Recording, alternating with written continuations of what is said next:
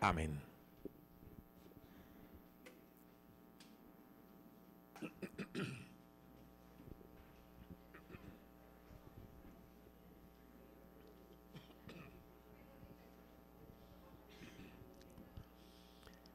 Qué alegría pues poder sacar estas mañanas, este tiempo para profundizar en los misterios de Dios. La mistagogia, ¿la qué? Hace parte precisamente en la experiencia cristiana del penetrar los misterios del Señor. Ese nombre reciben los sacramentos, los santos misterios. Y qué bueno pues que nosotros ahora podemos profundizar en la Eucaristía. Mandamos a sacar unas copias, algunos ya las tienen, otros las irán pidiendo allá en la secretaría, donde sacamos una copia de la sinopsis. ¿De la qué? Sinopsis, sin a una. Opsis, mirada, sinopsis, a una mirada. Uno puede entonces comparar los distintos relatos o textos de los evangelios. Por excelencia los tres sinópticos son Marcos, Mateo y Lucas, que son los de más fácil comparación. En este caso, cuando vamos a hablar de la Eucaristía, entonces traemos los cuatro relatos fundamentales que nos van a servir también para ir teniendo una mirada complementaria, sin óptica, sin a una, ahí de sin a una, con una, por ejemplo, de ahí viene sínodo, caminar junto, sintético, sincronizar, y una cantidad de palabras en nuestra lengua. Entonces sin a una, sinopsis, a una mirada puede uno darse cuenta y comparar las similitudes y las diferencias. En este caso, al estudiar la Eucaristía, les digo de los cuatro relatos a través de los cuales nos viene la Sagrada Escritura.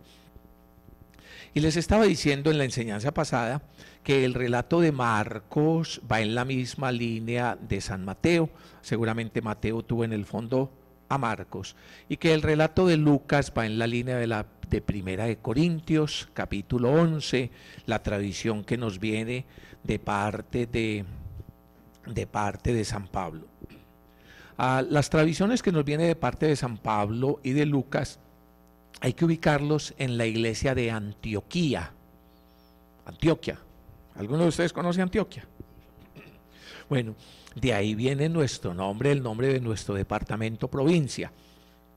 Antioquía era una ciudad muy importante, llegó a ser entonces un centro de cultura y de desarrollo muy importante, donde precisamente los cristianos, los creyentes, cuando a partir de las persecuciones que se dieron ahí en Jerusalén y en el territorio de Israel, comenzaron a ir buscando mejores sitios, y entonces a partir, nos dicen los Hechos de los Apóstoles, de la persecución que se desató con la muerte de Esteban, en ese grupo cristiano que llamamos los judeos, son judíos, helenistas, que tenían muy buena parte de raíces y tradición griega, entonces se fueron extendiendo por todas las distintas sinagogas a lo largo del mundo, y llevaban su mensaje sobre que Jesús es el Mesías y el mensaje del Evangelio, y tuvieron la gracia y la bendición de parte del Señor de ser los primeros que evangelizaron, no solo a judíos, al principio no se llevaba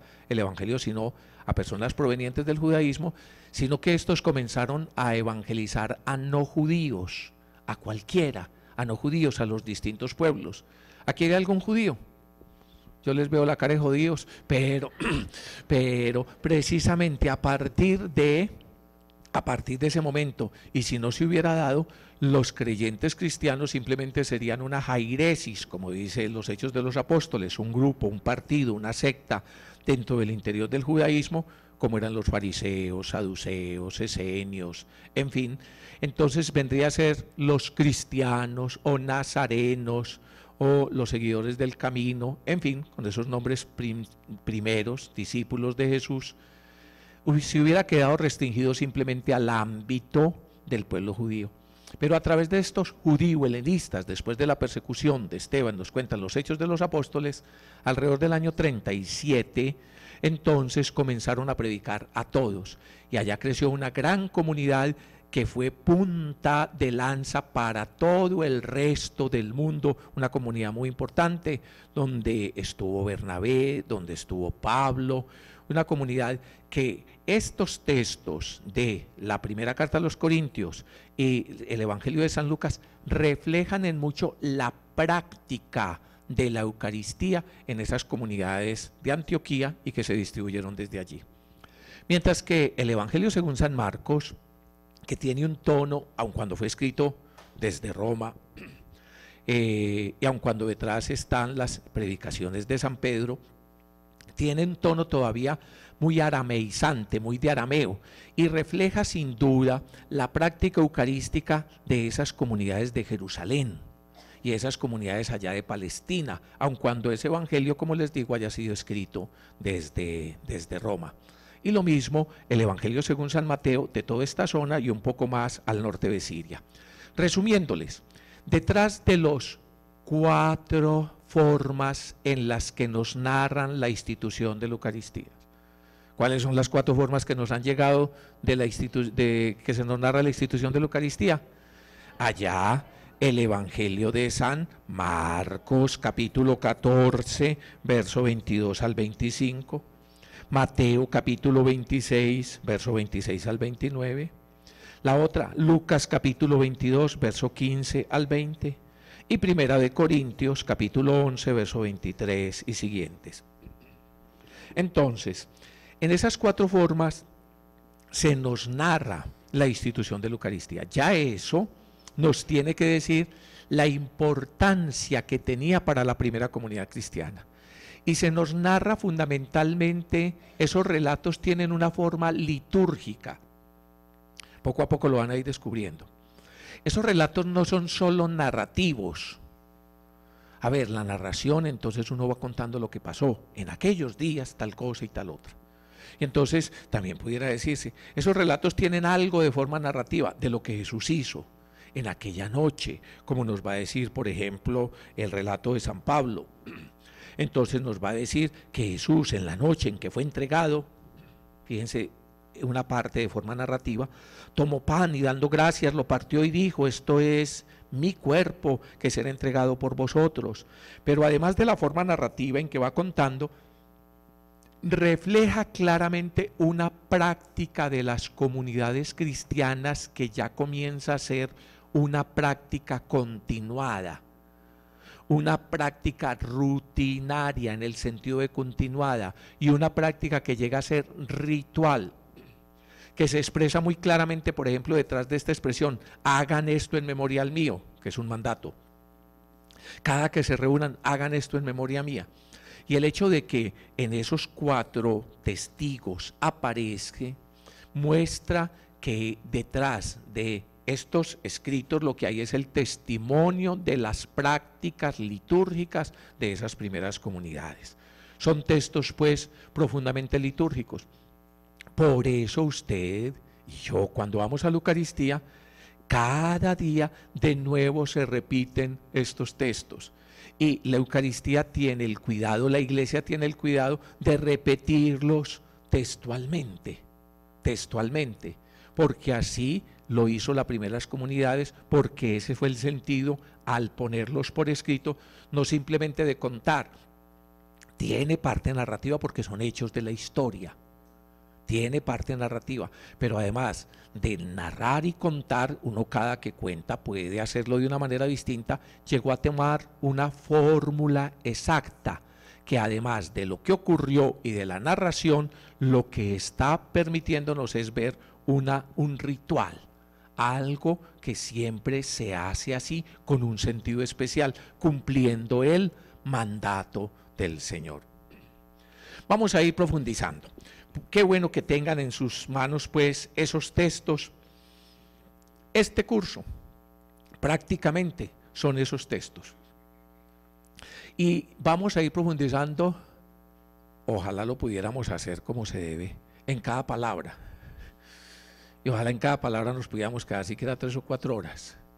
pero como ustedes no tienen mucho tiempo, entonces voy a ir sobre las cosas fundamentales. Tomen el texto. Los que tienen la sinopsis, mejor. Y los que no, van buscando de una vez Marcos capítulo 14, verso 22 y siguientes. Entonces dice que mientras estaba comiendo o estando ellos comiendo, entonces parte de lo que vamos a profundizar es que es una comida. Es una comida. ¿Oíste? Y que hay que profundizar sobre eso. Pues yo veo que aquí muchos de ustedes son muy profundos. Y en eso sí hay que profundizar, pero más adelante entraremos en detalles. Mientras estaba comiendo, tomó pan, bendiciéndolo, lo partió, se los dio y dijo, a ver, bendiciéndolo. Ahí aparece una expresión que los que tienen la sinopsis al otro lado se la subrayé, eulogesas. ¿Qué es lo que dice? Eulogesas, que tiene que ver en la expresión griega eulogía, logos palabra, eu bien, o sea, palabra buena o bien decir, bendecir, que es la traducción de la expresión hebrea beraja, o nuestra expresión bendición, bien decir, bendición.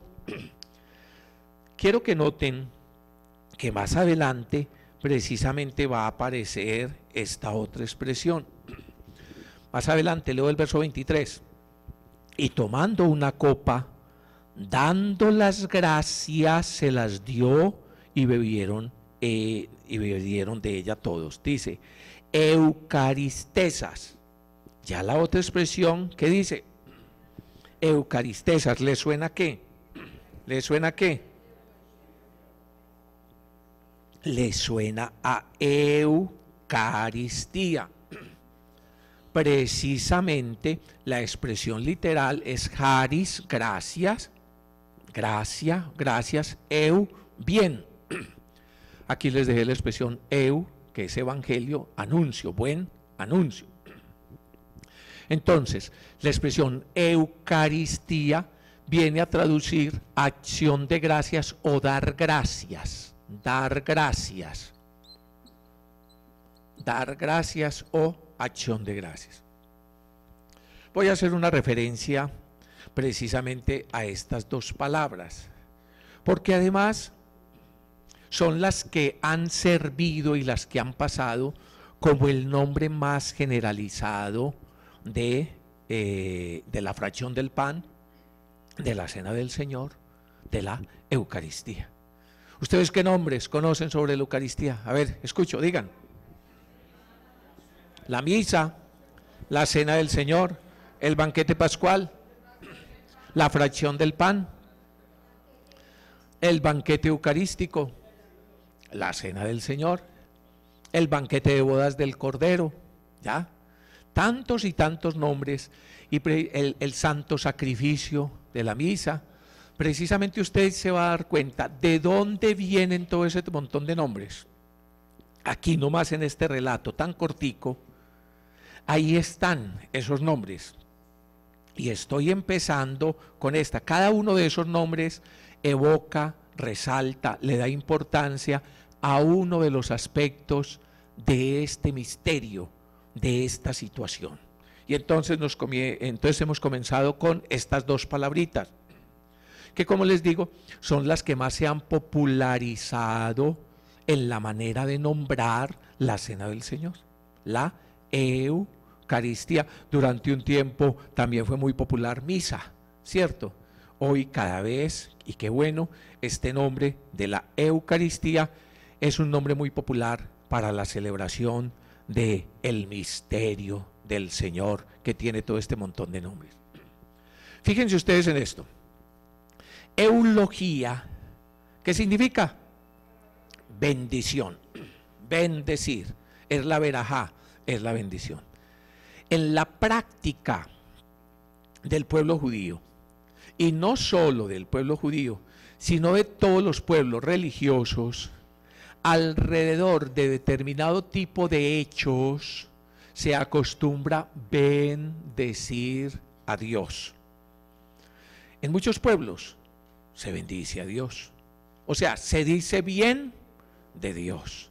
Y de una manera muy especial, el pueblo de Israel, una de las cosas más típicas del pueblo de Israel son las continuas bendiciones. Hay hasta una oración que se llama las 18 bendiciones. Tiene una cantidad de cosas por las cuales bendice, y no quiero acordarme, y menos entre ustedes, que una de las bendiciones es: gracias Señor, te bendigo Señor porque no me hiciste mujer. Pero de eso no vine a hablar ahora, ¿no?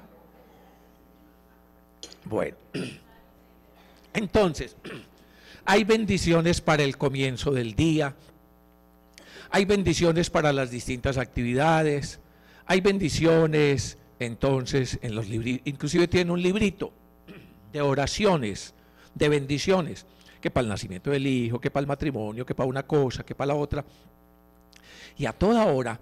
Entonces hay también bendiciones en torno a la comida, en torno a la comida. Hay un montón de bendiciones. Barú atah Adonai.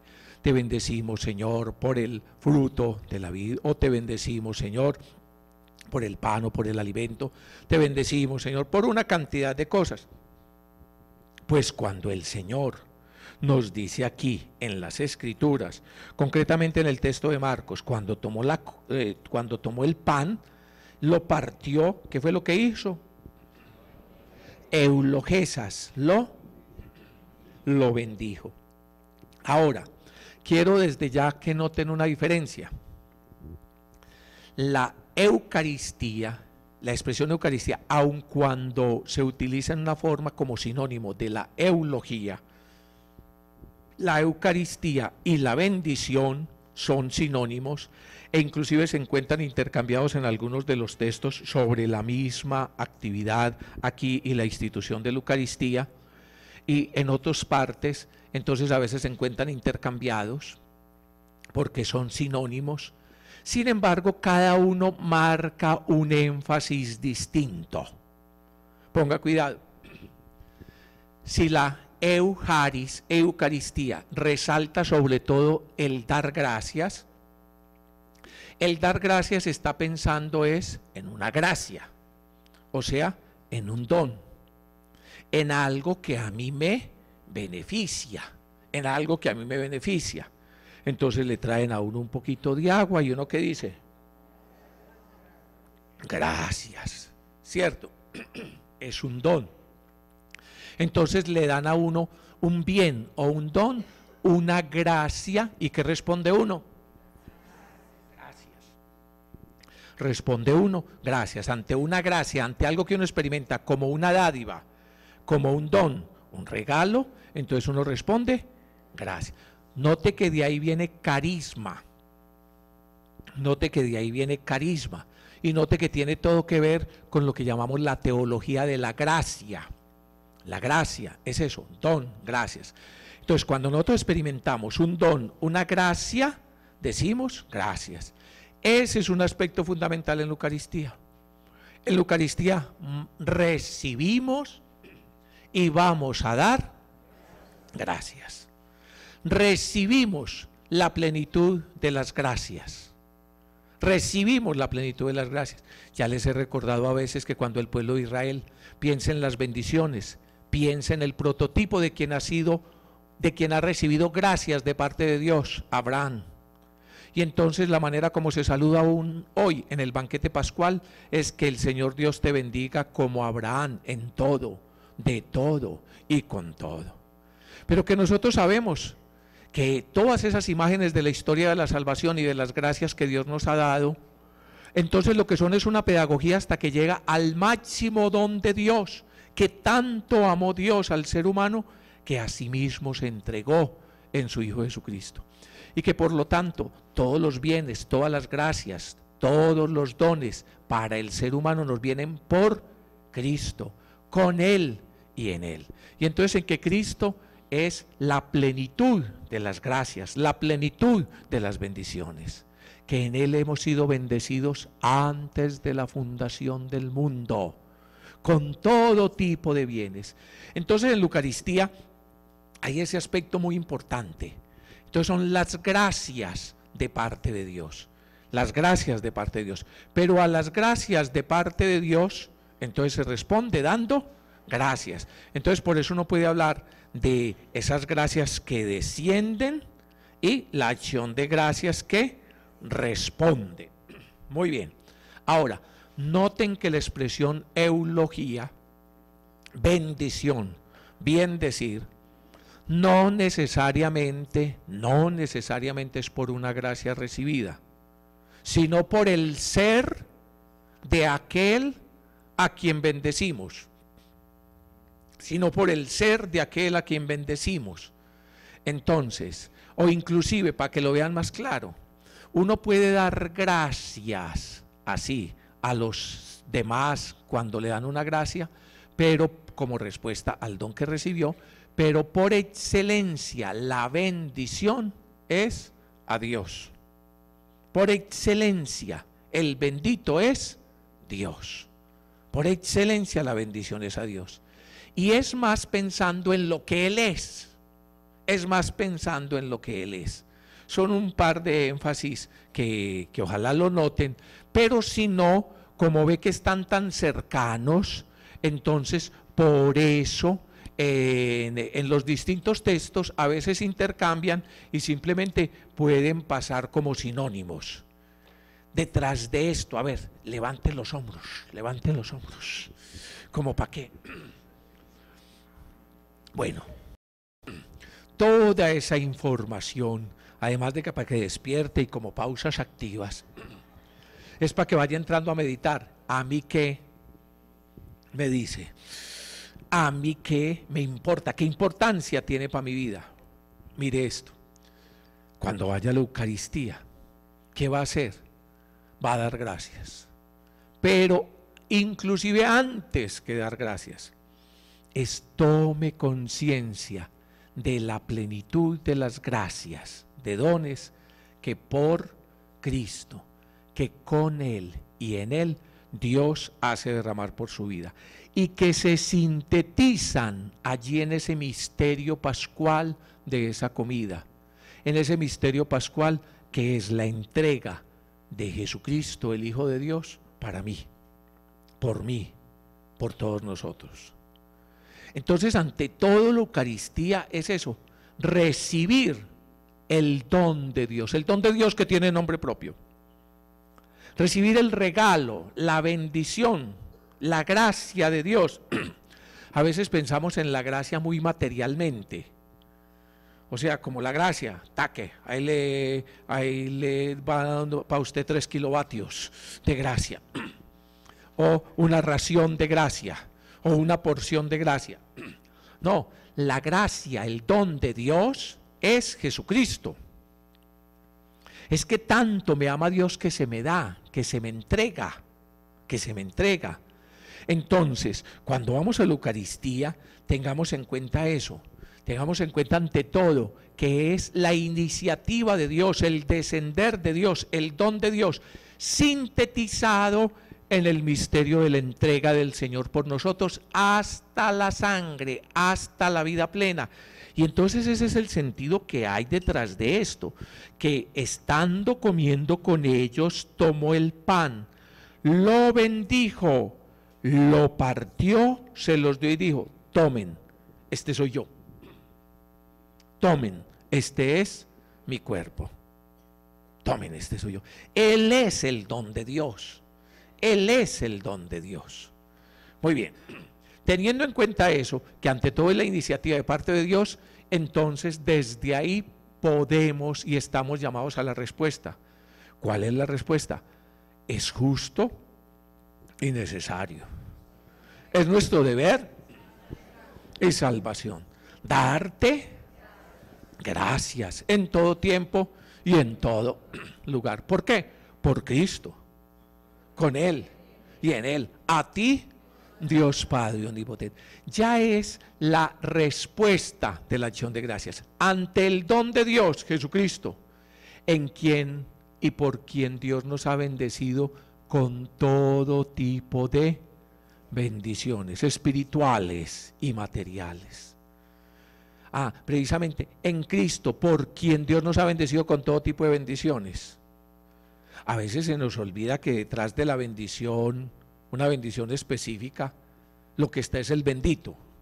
Y entonces listo, le vamos a ir a dar gracias al Señor a la Eucaristía por tal cosa, por el apartamento nuevo, qué bueno, por el carro nuevo, qué bueno, por cualquier cosa, por la comida, por el regalo de la salud, o por algún motivo de acción de gracias, porque vamos a empezar un año, porque terminaron un año, por un grado. ¿Por qué más ha ido usted a la Eucaristía? Por los 15, por los 150, ¿por qué más? Por tantas cosas, por tantos regalos. Entonces la gente, con un cierto sentido, y está bien, quiere celebrar una Eucaristía para darle gracias al Señor. ¿Por qué? Por una gracia, la vida de alguien y algo así, está muy bien. Pero no podemos olvidar que el don de los dones, que el don de quien ese don que usted está siendo consciente y celebrando es expresión de el gran don. ¿Cuál es el gran don? Jesucristo. ¿Quién es la plenitud de los dones? Jesucristo. Que precisamente va a venir a mí en la palabra y va a venir a mí en su propio cuerpo y sangre, y es a quien estoy recibiendo. Él es el don de los dones y en quien he sido bendecido con todo tipo de bendiciones espirituales y materiales. Pues bien, y entonces la otra parte, la bendición, el retornar la acción de gracias como eulogía, como bien decir, como verajá, como bendición a Dios Padre por su Hijo Jesucristo en la acción del Espíritu Santo. Una de las cosas que a mí me cuestiona es lo pobres que somos nosotros en la bendición y en la alabanza. Hombre, necesitamos ser un pueblo más de bendición, más agradecido, más agradecido.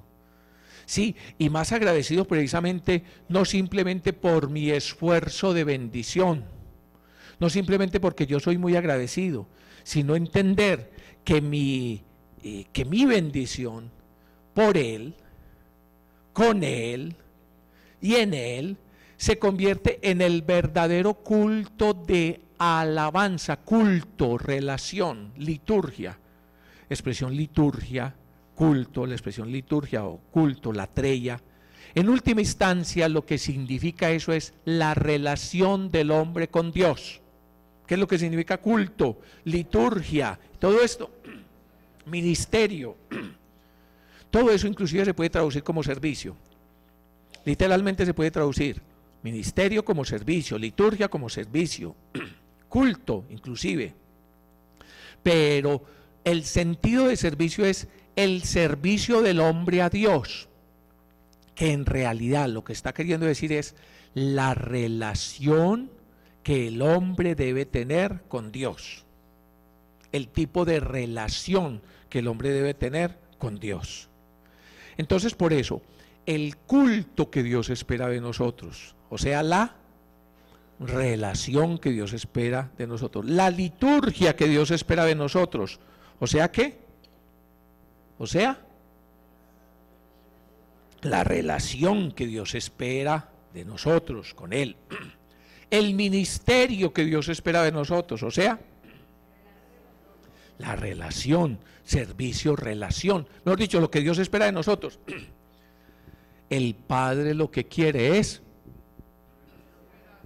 verdaderos adoradores en espíritu y en verdad.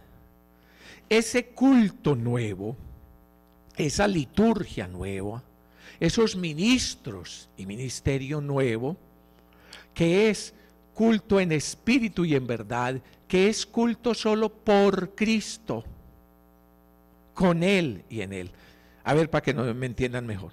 Todo ser humano que va teniendo una experiencia de lo religioso, experiencia de la trascendencia de Dios, Entonces comienza a pensar, ¿qué es lo que Dios espera de mí? Y comienza a pensar ingenua, ignorante y tantas veces insensatamente. Entonces, a veces desde los rayones que trae por distintas prestadas. Entonces, por ejemplo, comienza a prestar el ser humano. Dios lo que quiere de mí es un sacrificio. Y han llegado personas y pueblos tan tontos a decir, lo que Dios espera de mí es que yo le sacrifique lo que más quiero. Al hijo y a la hija se la voy a matar para entregárselo. Esos son los sacrificios antiguos. Esos son los sacrificios antiguos. Y entonces, supuestamente, al Dios que hizo todo, al Dios todopoderoso, para tenerlo contento y para que me vaya bien con él y para que no acabe a todos, vamos a ofrecerle el mejor o la mejor. Pin, dedo, marí, pingüe, cúcara, mácara, ¿qué quiere? Le tocó. Entonces, tiraban la Virgen allá, aquí no encontré a quién, tiraban la Virgen allá al fuego, la ofrecían en holocausto, tal cosa, o al más querido, al hijo mayor, para mostrarle que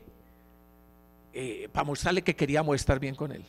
Por eso le digo, cuando ese esfuerzo de culto, de relación, de religiosidad del ser humano, es desde los rayones, desde todas las tonterías del ser humano y todas las taras que trae, y de todas las taras que trae, trata disque de relacionarse así con el Señor. Después, una religión revelada, la experiencia de Dios revelada, le dice a Abraham, Abraham, por Dios, no seas bruto. ¿Se acuerda cuando el Señor le dijo eso? ¿Qué fue lo que le dijo? Mi hijito, no sea bruto, yo sé que usted me quiere agradar, ve a ver cómo lo hace. Y entonces, para irle sanando el rayón, fíjese a ver qué pasa, vea, ese pobre corderito que las va a pagar, ese es el chivo expiatorio. Ese pobre corderito, vea, sacrifíqueme ese corderito que yo con eso quedo contento, a ver si usted queda contento. ¿Ya? Pero en realidad, después se burla Dios de nosotros y del culto, de ese tipo de culto. Dice, ustedes son tarados y bobos, ¿no? Ustedes creen que si yo tendría hambre, entonces les iba a decir a ustedes que me sigan matando machos cabríos y que me echen sangre. ¿Ustedes son bobos o qué? ¿Ustedes creen que yo me alimento de sangre de toros? ¿O que a mí me da hambre para comer de esas cosas? Cuando ustedes hacen nuevos sacrificios, yo me volteo. ¿Eso para qué? Y entonces, ¿cuál es el sacrificio? O sea, ¿cuál es la relación? ¿Cuál es el culto querido por Dios? Ya desde el Éxodo, cuando el Señor sella la alianza con el pueblo y comienza a enseñarle, y después los profetas dirán, por ejemplo, Jeremías, el gran profeta, dice, es que cuando yo sellé la alianza con ustedes, lo que les dije es, esta es mi palabra, cuiden de recibirla, practicarla, ponerla por obra. Lo que yo quiero de ustedes es ustedes, su sentido, su visión, su actuar, su manera de ser. Y entonces, por ejemplo, ven a Jeremías parado en el atrio del templo diciéndole a ese pueblo, ustedes creen que porque han construido un maravilloso templo, ustedes creen que porque tienen un montón de rituales, ustedes creen que porque matan ahí un montón de bueyes y de cosas, y que ya por eso tienen la relación, el culto que Dios espera de vosotros, y entonces se autoprotegen en sus falsas seguridades de lo que Dios quiere de ustedes y dicen, templo de Yahvé es esto, templo de Yahvé, y este es el culto que Dios quiere. Y dicen, no, no, lo que Dios quiere es que ustedes escuchen su palabra y la sigan y cumplan, y su palabra es una palabra de amor, de justicia, de relación con los otros, de oración, comunión, y el culto va a llegar pues después de toda esta evolución hasta Cristo Jesús, el verdadero templo, el verdadero sacrificio, el verdadero sacerdote, y a expresarlo como preciosamente lo expresa, por ejemplo, San Pablo en la carta a los Romanos, allá en el capítulo 12, cuando nos dice, el verdadero culto espiritual. es que ustedes entreguen su vida en ofrenda grata, agradable al Señor. Si ustedes van, por ejemplo, a Romanos 12, que viene a ser el final de toda esta evolución del culto, entonces lo va a expresar así. Os exhorto pues, Romanos 12:1, os exhorto pues, hermanos, por la misericordia de Dios, a que ofrezcáis vuestros cuerpos como una víctima viva, santa, agradable a Dios. Tal será vuestro culto espiritual. Romanos 12, desde el versículo 1 y siguientes. Entonces, ¿qué es lo que dice? No, Dios no espera un montón de víctimas y un montón de cosas raras. Dios lo que espera es nosotros, que ofrezcamos nuestro cuerpo como víctima, o sea, pues que nos matemos. No, sino nuestro culto espiritual es la entrega de nuestra vida, dejándonos santificar por Él, como culto agradable a Dios, haciendo la voluntad de Dios. ¿Y cómo es ese culto? En espíritu y en verdad, donde uno mismo se entrega como ofrenda grata, agradable a Dios, como víctima santa, agradable a Dios. Ese que es el culto espiritual. Eso es solo por, con y en Cristo nuestro Señor. Solo por, con y en Cristo nuestro Señor, nosotros que somos polvo y ceniza, nosotros seres limitados, entonces por unidos a Él, en comunión con Él, ¿ya? Nosotros recibiéndolo a Él, entonces nos convertimos en el tipo de relación que Dios quiere de nosotros, en la respuesta que Dios quiere de nosotros. Tenemos el tipo de relación, ahora por Él somos sus hijos, llegamos ante Él. El tipo de relación, Abba, Padre, Padre nuestro que estás en el cielo. Y entonces cuando Él ya nos ve unidos y transformados en su Hijo Jesucristo. Ese es el culto que Dios espera de nosotros. Dios no espera de usted que se ponga 50 clavos allá en los zapatos para agradar a Dios. Dios no espera de usted que consiga un látigo y eso es ya. Dios no espera de usted un montón de cosas raras. Esas son simplemente, pues se lo digo aquí con cariño, desequilibrios psicológicos que usted tiene. Desequilibrios psicológicos que han tenido los seres humanos durante largo tiempo, que los psicólogos lo estudiarán como tendencia de tánatos, tendencia de muerte, para tratar de compensar supuesto tipo de cosas, de culpa y otra serie de situaciones graves. ¿Ya? Esos son simplemente, sí, desajustes psicológicos que la persona tiene. Pero lo que Dios de la vida, lo que el Dios de la vida tiene y quiere, lo que el Dios de la vida quiere para cada uno de nosotros, es el verdadero culto de alabanza en espíritu y en verdad. O sea, nuestra vida en comunión con Él, en amor a Él, en respuesta a Él, para tener y vivir la vida plena y en abundancia que Él nos ha dado. Si ustedes, siendo malos, se esfuerzan y quieren lo mejor para sus hijos, ¿cuánto más el Padre del cielo, qué es lo que quiere? Pues lo mejor, lo mejor. Y entonces el sacrificio, ¿dónde queda? Más adelante los voy a decir. ¿Cuál es el sentido del verdadero sacrificio? ¿Cuál es el sentido del verdadero sacrificio? Pero el sacrificio que Dios quiere no es que el hombre muera. El sacrificio que Dios quiere no es la destrucción del ser humano. Eso es contrario al mismo ser de Dios que es la vida,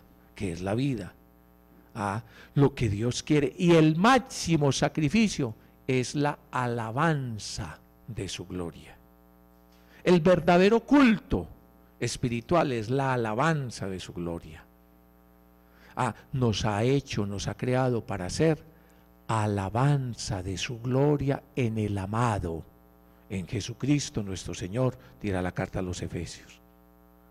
Eso es lo que Dios quiere de nosotros. Y entonces eso no es una cosa muy light, no, porque precisamente el que va entendiendo esto, por amor, se atreve a servir. Y aunque el servicio le exija entrega y aún hasta la copa del sacrificio, no tiene miedo y va hasta allá. Pero entonces ya es la entrega, amor, la entrega libre, la entrega consciente, la entrega amorosa y la entrega cierta en la plenitud a quien nos estamos entregando, al Padre, que tiene poder para darnos la vida plena, que tiene poder para darnos la vida plena. Es el ejemplo que entonces el papá y la mamá tienen al gastarse por un muchachito. ¿Se está gastando? Sí, se está gastando. Se está gastando. Por lo demás, de todas formas uno se gasta. Si no me cree, mire de reojo al del lado. Uno se va gastando. Uno se va gastando. El problema es que la mayoría se gastan sin sentido. El problema es que la mayoría se gastan para nada. Una porquería de zapatos que tuve yo por ahí, los dejé y cuando la tercera vez que me los fui a poner se le salió toda la suela. ¿Ah? Se gastaron sin nada. Se gastaron sin nada. En cambio, los que le gustan a uno, hay que gastarlos. Hay que gastarlos, ¿cierto? Bueno, después les cuento de mis zapaticos viejos. En todo caso, de eso se trata la vida, de gastarla en amor. ¿Qué es lo que Dios Padre quiere de nosotros? El verdadero culto o relación. Entonces ya se van dando cuenta que tampoco es el mero esfuerzo humano, porque es que lo que de mí brota como criatura, que soy limitado, y que tengo un molde, que lucha por la sobrevivencia, y que tengo un tipo de racionalidad de pensamiento. Entonces cuando yo quiero agradar a Dios, voy hasta un punto, y creo que a Dios le agrada lo que a mí me agrada. Entonces uno cree que a Dios le agrada lo que a uno le agrada, y que Dios necesita lo que uno necesita. Eso es lo que uno cree. Por eso las ofrendas de los mafiosos, que aquí ni llegan, hombre. Entonces,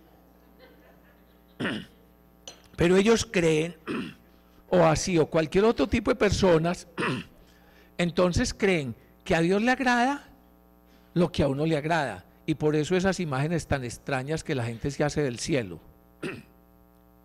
Entonces el cielo de determinados es un harén lleno de viejas y que no hay problema. Ese es el cielo para unos, para unos, y para los mártires del Islam tiene tantas vírgenes para ella, para él, para él.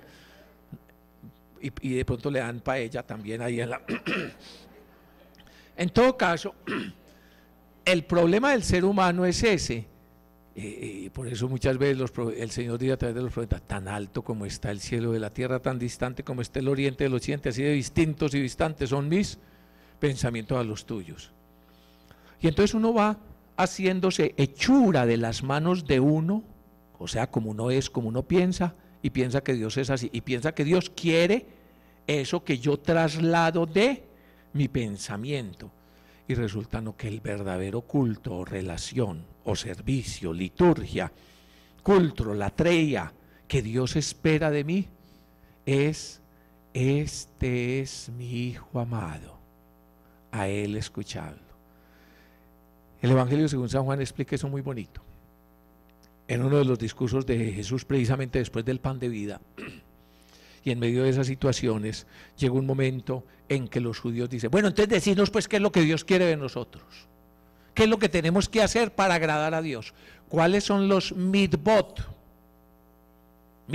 preceptos, mandamientos que Dios quiere que hagamos para agradarle.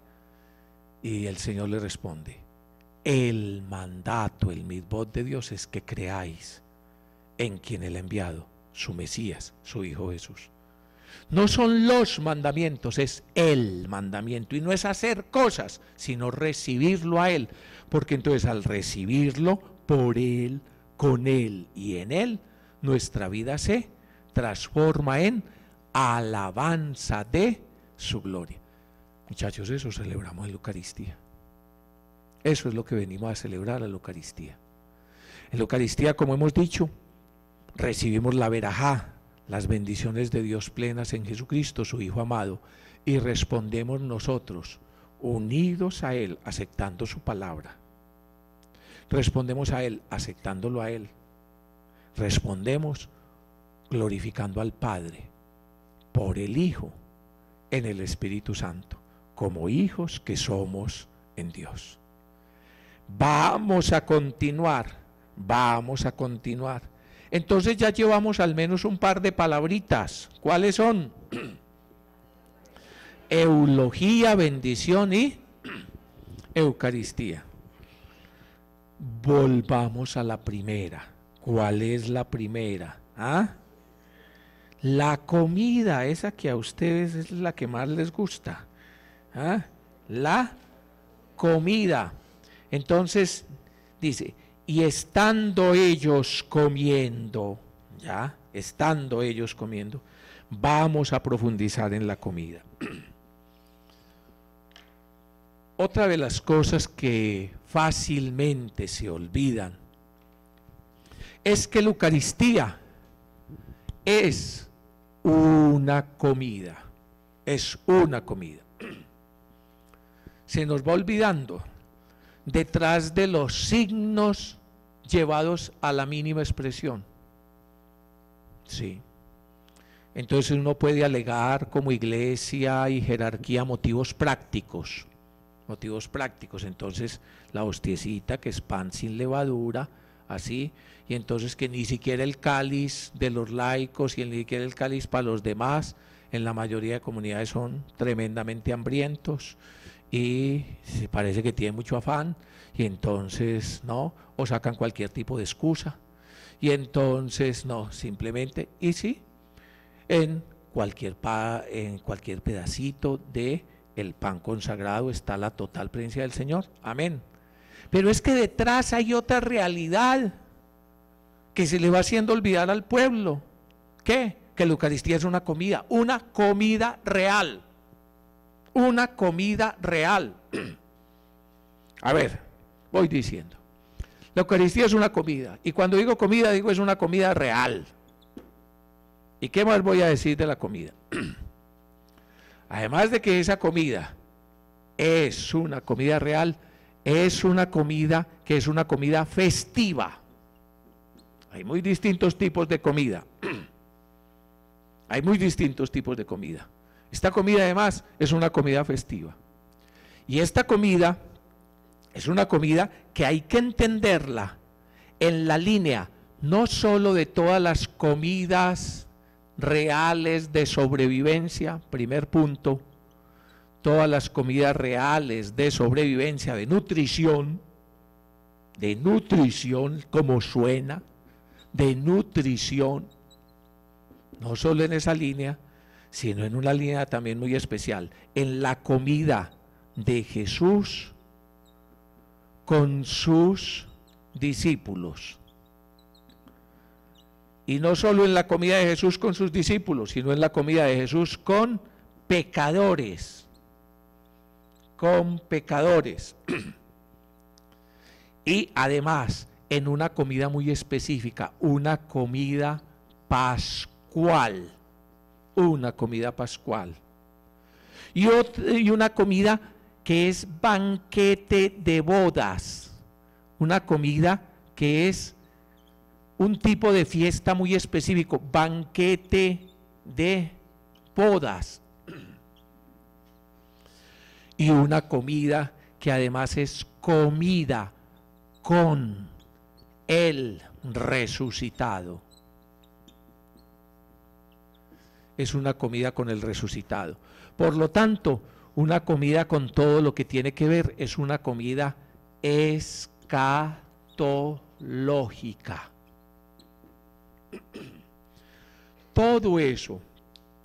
Todos esos elementos, y detrás de cada uno de esos elementos debíamos profundizar. Están allí, en este hecho de que estando Jesús comiendo con ellos, y los elementos a los que se refieren, pan, vino y todas las cosas. Y vamos cayendo en cuenta de esto. Miren, ya vamos con algunas cositas. Uno, entonces el nombre de Eucaristía o Eulogía. Ahora estamos dos en la Eucaristía como comida, de la que cantidad de nombres van a hacer referencia a este hecho. Banquete de bodas del Cordero, fracción del pan, cena del Señor, cena pascual, cantidad de nombres lo que hacen referencia es a este hecho.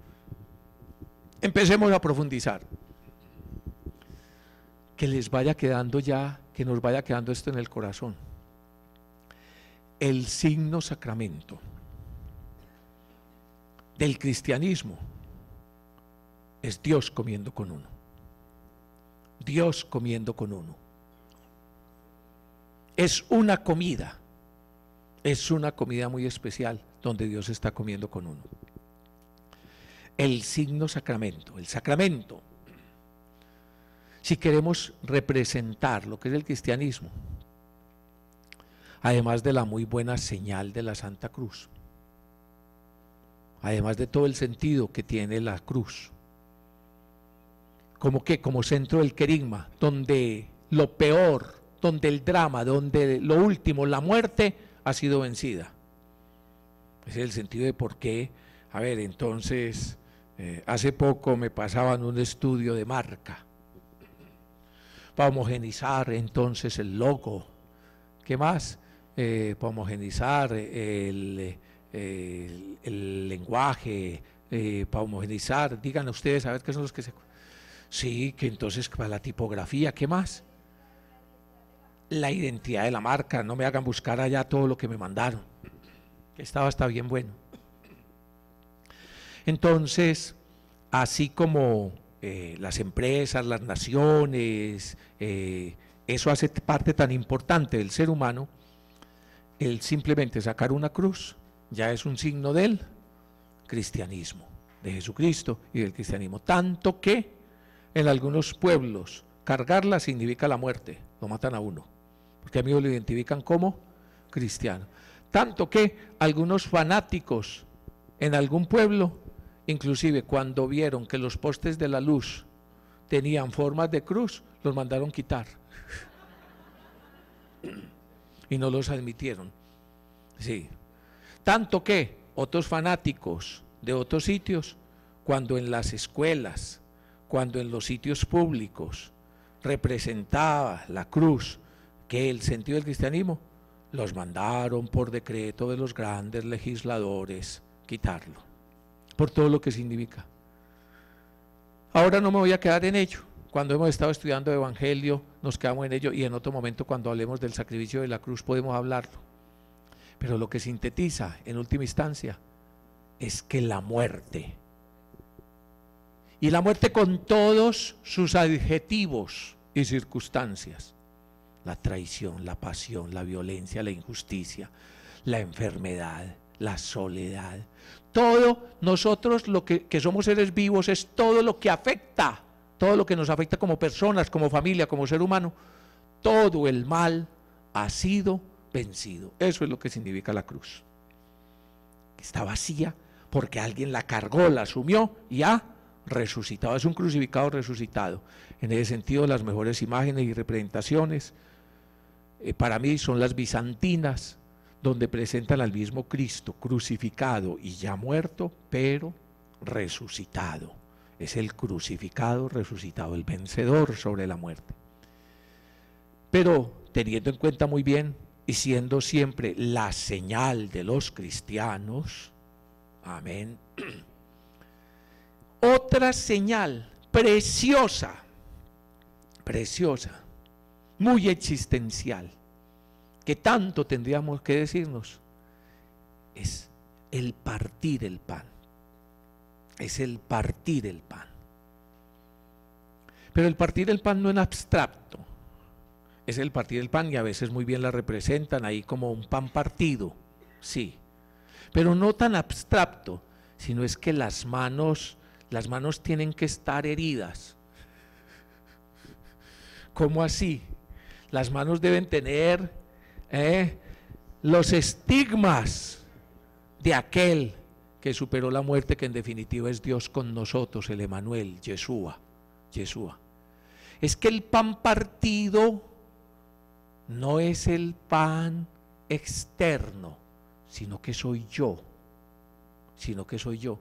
Entonces, el que toma el pan y que está partiendo, lo que está diciendo, esto soy yo, que me entrego por ti y para ti. Esto es amar, esto es el amor. Me doy por ti, me entrego por ti, libre, consciente y plenamente. Nadie me quita la vida, yo la doy. Es el mismo que se entrega, que se hace pan. ¿Y por qué viene de allí ese simbolismo universal que precisamente ha llegado a ser el centro y el culmen de la vida cristiana en el sacramento de la Eucaristía? Que pudiéramos tener otros y que otros sacramentos tienen otro, el agua muy bien para el bautismo, el fuego muy bien otros elementos, o que pudiéramos tener otros signos, muchos otros signos. ¿Por qué este? Porque es que la condición humana primera y fundamental como ser vivo y como ser histórico es un ser necesitado, y cuando hablamos de un ser necesitado es lo que sacia nuestra necesidad y lo que nos hace posible la vida, la sobrevivencia, se sintetiza en la comida. Usted puede tener los carros que quiera, usted tiene que tener las casas que sea, usted puede tener el vestido que sea, usted que puede tener las joyas que sea, usted puede tener, paga la universidad hasta el doctorado que nunca alcanzó, usted puede tener tal cosa o tal otra, pero me murió de hambre. Es más, todavía hay una imagen anterior, pero más explícita, es la comida. Todavía más necesario que comer es respirar, que será el signo del Espíritu de Dios, Ruach, el neuma, el Ruach, el aliento de vida, ¿ya? Que es por excelencia la necesidad básica, respirar para poder sobrevivir. Pero la necesidad más cotidiana, la forma más cotidiana de expresar esto, de que somos humanos, es la comida. Pero entonces, detrás de esto está la comida, o sea, lo necesario para vivir. Y para entender la Eucaristía hay que entender lo que significa la comida, lo necesario para vivir. Y ahí es donde vamos a varios pasajes de la Escritura, la multiplicación de los panes. Todos los textos de la multiplicación de los panes son textos profunda y absolutamente eucarísticos. Todos los textos de la multiplicación de los panes son textos profunda y absolutamente eucarísticos. Por eso, porque es que detrás está esta realidad que estamos celebrando. Y detrás de la multiplicación de los panes, como muy bien hace la catequesis explícita, por ejemplo San Juan, la multiplicación de los panes está en todos los evangelios. Inclusive en Marcos y en Mateo está 2 veces, una en ambiente judío y otra en ambiente no judío, o sea que el pan es para todos. Y detrás de la multiplicación de los panes está la preciosa catequesis, que precisamente es donde San Juan explica su visión sobre la Eucaristía. Su teología de la Eucaristía está en San Juan capítulo 6, a partir de la multiplicación de los panes. Y además, en el trasfondo de la multiplicación de los panes lo que está es el éxodo. ¿El qué? El caminar del pueblo por el desierto hacia la tierra prometida, necesitando ser sostenido, alimentado por Dios. Detrás de la multiplicación de los panes y por lo tanto detrás de la Eucaristía es el éxodo. ¿Cuál éxodo? Ya no solo el éxodo del pueblo de Israel, sino el éxodo, exodos, camino de salida. El transitar del ser humano por esta vida, por este desierto, por esta historia. El odos, camino que el ser humano hace por esta historia camino hacia Dios, que necesita el pan, que necesita la vida, que necesita poder ser alimentado para transitar por este desierto. Y ante el que cada rato decimos murmurando como ese pueblo de Israel, nos trajiste aquí a morirnos, nos trajiste aquí a sufrir, nos trajiste aquí a tal cosa. O como decía doña Eva ya por mal asesorada y don Adán, nos pusiste en el paraíso y no podemos comer de nada. Nos pusiste en el paraíso y esto más lo que parece es un valle de lágrimas de los hijos de Eva. Y entonces resulta que en medio del odos camino de la vida de todo ser humano y de toda la historia humana, en todo este odos del pueblo de Israel hacia la tierra prometida, en todo este transitar de la gente, necesitamos la comida. Y Dios bendito sea que provee. Mi padre les dio maná, vuestros padres comieron maná en el desierto. ¿Qué es maná? Pan que viene del cielo. En última instancia, toda la comida, o sea, todo lo que satisface nuestra necesidad de vivir, es don de Dios, es pan que viene del cielo. Pero vuestros padres comieron maná en el desierto y murieron. Pero ¿cómo así que comió uno pan que viene de parte de Dios? ¿Cómo así que recibe uno dones de parte de Dios y se muere? Claro, es que si no coméis de mí, moriréis en el desierto. Es que no solo de pan vive el hombre, como ya les decía en el Éxodo, sino que lo que vive es de la palabra de Dios, del ser de Dios, de la voluntad de Dios, de la palabra, voluntad de Dios que se hace carne, que se hace historia. Por eso el que no come de mí, muere. Entonces fíjese, detrás de esta realidad de la Eucaristía es una comida. Es una comida en la que cada vez que vamos recordamos también la parte de danos hoy nuestro pan de cada día. Danos hoy, como también se pudiera traducir, el pan del mañana, el pan verdadero. Danos hoy nuestro pan de cada día. De un lado está la necesidad de nutrición real para sobrevivir. Ahí está. ¿Está usted necesitado de trabajo? Vaya para la Eucaristía. ¿Está usted necesitado de bienes? Va para la Eucaristía. ¿Está usted necesitado de salud? Vaya para la Eucaristía. ¿Está usted necesitado de cualquier pan? Vaya y coma y beba gratis. Coma y beba gratis del agua de la vida. ¿Por qué gastas vuestro dinero en lo que no sacia? Yo estoy absolutamente convencido de que 1000 y 1000 enfermedades que ni yo me he dado cuenta me ha sanado el Señor cuando uno se acerca a la Eucaristía. De algunas me he dado cuenta, de otras ni cuenta me he dado, ni cuenta se da uno. Y necesidades de todo tipo, es que es acercarnos ante el pan vivo, no pan muerto. Lo que nosotros comemos es muertos. Pero es que es acercarnos, y si se lo comen vivo, lo mata ahí mismo a la entrada, con la saliva y todo eso. Pero lo que nosotros comemos y de lo que nos alimentamos en Jesucristo es de la vida y fuente de la vida. Porque es que esa es la realidad. Lo que queremos es qué, lo que necesitamos es qué, lo que buscamos es qué, vivir, sobrevivir. Y entonces lo que nos está diciendo es que de un lado, todos los bienes que el Señor nos da para la sobrevivencia son maná, o sea, don de Dios. Todos los bienes que el Señor nos da en la sobrevivencia son don de Dios, pero son apenas signo del pan vivo bajado del cielo, el verdadero maná. Entonces otro de los nombres de la Eucaristía, el pan de los ángeles, como dirá el salmista. Les diste pan de ángeles. ¿Sí? El verdadero pan de los ángeles, el que nos da la fuerza como se la dio a Elías allá en su crisis para caminar durante esos 40 días y noches, o sea 40, el tiempo necesario para que llegue a su plenitud esa revelación, el tiempo necesario para llegar a la plenitud de Dios, es ese pan vivo bajado del cielo, que es Jesucristo el Señor. Cuando nos acercamos a la Eucaristía, nos acercamos a recibirlo a Él. Fuente de todo bien, fuente de todo dones, el que nos permite la vida, el que nos nutre. Por eso es el signo más tremendamente existencial.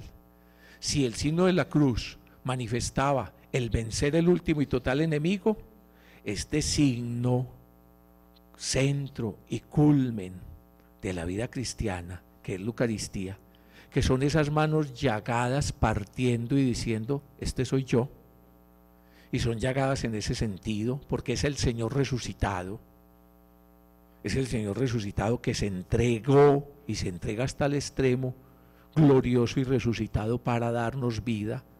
Es el pan vivo bajado del cielo, es el pan vivo bajado del cielo, entonces nos da la vida y nos alimenta. Pero decimos también que es una comida muy especial, no simplemente la comida para nutrirnos, que es comida real, es comida de la sobrevivencia, sino quiero resaltar que es una comida festiva. Es que el comer simplemente para sobrevivir es la función de los esclavos para poder seguir produciendo. Es comer aguamasa para poder seguir produciendo. Es la añoranza de esos esclavos en el Éxodo, que cuando iban por ahí en el Éxodo, ay, nos acordamos de los sancochos que nos hacían en Egipto. Sí, eran sancochos que le hacían en Egipto. Sancocho, usted se acuerda que es cuando ya los restos, echa ahí todo lo que sobra. Échelo con todo lo que sobra. Échelo con cáscaras. Y quedó una papa, échele. Y quedó un maduro, échelo. Y quedó un verde, échelo. Y quedó un pedazo de carne, échelo. No, y quedó un pedacito de pez, échelo. Y quedó tal cosa, un marrano, échelo. Eso es trifásico, échelo. Y quedó el calambombo, échelo. Lo que haya. En otros términos, aguamasa. ¿Qué era lo que le preparaban qué era lo que preparaban los egipcios explotadores cuando ellos estaban allá trabajando como esclavos? Que échele aguamasa, eso lo que necesitan es comer ahí para que mantengan las fuerzas y sigan trabajando. Y esa es la comida para tanta gente. Sigue siendo maná, bendito sea Dios. Todo don que permita la vida sigue siendo maná.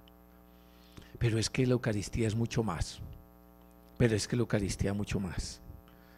Y entonces lo que hay que tener es además un tinto, pero debía ser era un vino tinto.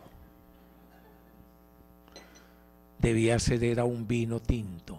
¿Para qué? Para celebrar la vida. Porque la vida, no, tranquilo.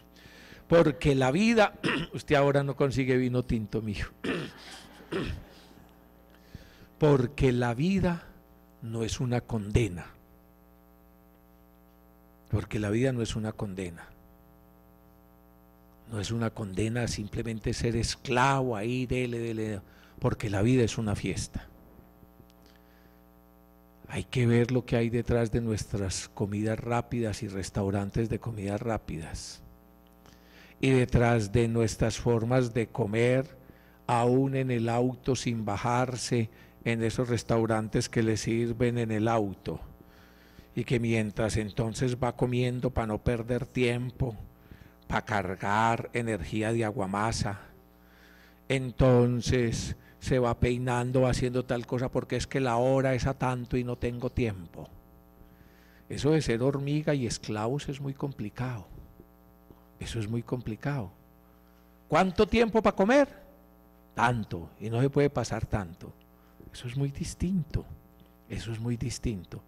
Por eso esa comida primera se hizo de pie para salir rápido de terreno de esclavitud, pero ahora esta comida festiva hay que hacerla reclinados, recostados, tranquilos y sin afán. Es que ya estamos en tierra prometida. Es este banquete de celebración de la vida. Si uno no es capaz de hacer de ese tipo de momentos, de la comida. Si ese tipo de momentos de la existencia, motivo de bendición y celebración, te damos gracias, Señor del cielo y de la tierra, por el pan que nos das. Barú atá Adonai, te adoramos y te bendecimos, Señor Dios nuestro, te bendecimos por el fruto de la vid. ¿Cuál es el sentido de ese fruto de la vid? El sentido de ese fruto de la vid es que no somos esclavos, es que tenemos que celebrar, es que la vida es una celebración. Es que inclusive que la celebración es todavía más allá que el agua. El agua es lo necesario para vivir. El agua es lo necesario para vivir, absolutamente necesario también, como hemos dicho, del aire y de la comida. Pero el vino es lo que le da sabor a la vida. Es el sentido, es el sabor, es el gusto, es la fiesta de la vida, es la fiesta de la vida. Yo no le perdono a estos curas que no nos inviten al vino, a la Eucaristía. Porque precisamente es que es una comida festiva la vida. Es una comida festiva la existencia. Y la celebración eucarística es ante todo eso, una celebración festiva, una celebración. No es cualquier tipo de comida, nuestra vida no es cualquier tipo de vida. Nuestra vida es una fiesta, nuestra vida es una fiesta. Como dice por ahí preciosamente una canción, recordando el Éxodo, atravesaremos el mar y lo haremos cantando. Atravesaremos el desierto, pero lo haremos cantando. De eso se trata la vida. Y si no aprendemos a hacer de la vida canto de alabanza magnífica, seremos por siempre esclavos. Seremos por siempre esclavos. Entonces es un canto festivo, es un banquete festivo. Es un banquete festivo que Jesús lo hace en primer lugar con sus amigos. Que Jesús lo hace en primer lugar con sus amigos. Los momentos más plenos de la existencia, seguramente de todos, estarán en relación con algún tipo de comida, con sus seres más queridos y con sus amigos. Entonces usted ahí no tiene cómo hacer que su niña vuelva a la casa. Mija, venga que son las 12 de la noche, ¿qué haces? Estoy pasando tan bueno. ¿Qué están haciendo? No están haciendo nada malo. Estamos comiendo una pizza. ¿Quiénes? Con las compañeritas, con esto y con esto y con esto y con esto. Y entonces esos momentos de descanso suyo, piense, ¿cuáles son? Con los más amigos, con los que más ama en la vida. Y entonces eso es risas por acá, recuerdos por allá, conmemorar esto, hacer esto. Uno no está reunido por la comida, simplemente por la necesidad de nutrición. Lo que le da a uno la vida es la comunión. Lo que le da a uno la vida es la comunión. Y la comunión de vida se convierte, la comunión de mesa se convierte en comunión de vida, en celebración de la existencia. En eso algunas culturas mediterráneas son muy sabias. Y esas culturas mediterráneas, inclusive también allá los israelitas, son muy sabias. El momento fundamental de la vida es la comida en familia y la comida con los amigos. Y entonces, por ejemplo, en algunos sitios, en Italia, en Grecia, en tantos sitios, usted sabe a qué horas empieza la comida, nunca sabe a qué horas termina. Y empieza simplemente con los introductorios, con la introducción. Después sigue y póngale una cosita, después la música, después otro, después que el primer plato, después esto, después que el segundo plato, después que el tercer plato. Cuando por primera vez fui a predicar por allá, fuimos a predicar con Luzma a la Argentina, para mí fue una cosa muy impactante. Nos invitaron por allá a la casa de una gente muy querida a comer, y entonces nos sirvieron el primer plato. Pues nosotros pensamos Montañeros acostumbrados, que eso era lo que había. Que eso era lo que había. Y entonces, lógico, nos servimos. Ellos se sirvió más poquito, pero debe ser que ya estaban llenos.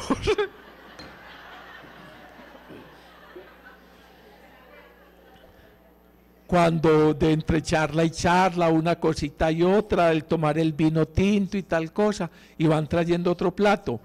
Ah, pues yo no me puse bravo, he sido un hombre profundo.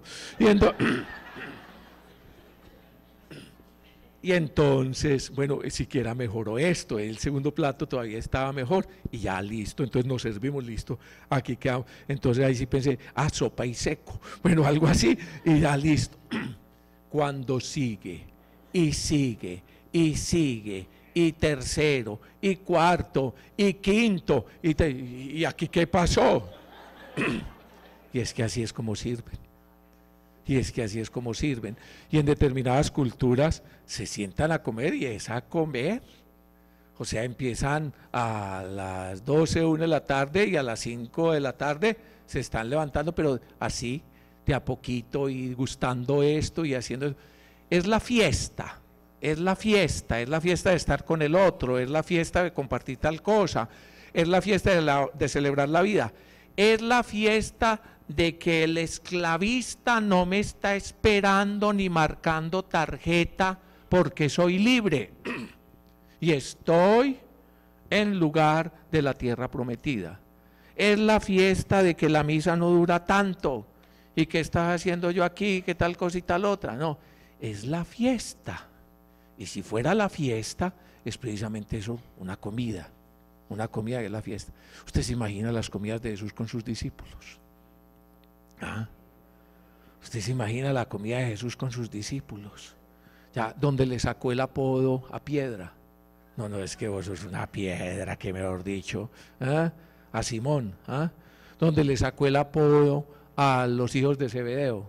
Ustedes, no, hijos del trueno, polvorita, donde iban conversando todo ese montón de cosas, iban compartiendo la vida. Por último, por hoy, no lo último de la comida, por último, por hoy, además de ser una comida de nutrición real, una comida festiva, es una comida con sus amigos, es una comida a la que me invita a mí y lo invita a usted. Es una comida con pecadores. La vida de Jesús estuvo rodeada de escándalos. Como nosotros los seres humanos hemos hecho el mundo al revés, cuando Él vino al ponerlo al derecho nos pareció todo un escándalo y al revés. Nació en medio de escándalos, todavía le están haciendo chismes a la mamá y al papá, porque entonces bueno, dije así, creció en medio de escándalos, murió escandalosamente en el escándalo terrible de la cruz. Y una de las cosas más duras de la vida de Jesús fue el escándalo de sus comidas y con la gente que se mantenía. Una de las cosas que escandaliza de Jesús, de Dios, es su deseo, su voluntad, su obra de relacionarse, de entrar en la vida de todos, aun de los peores. Sobre todo en este pueblo que sabe lo que es la comida, en estas culturas que saben lo que es la comida, que saben que tener comunión de mesa es tener comunión de vida. ¿Tener qué? Tener comunión de mesa es tener comunión de vida, comunión de intereses.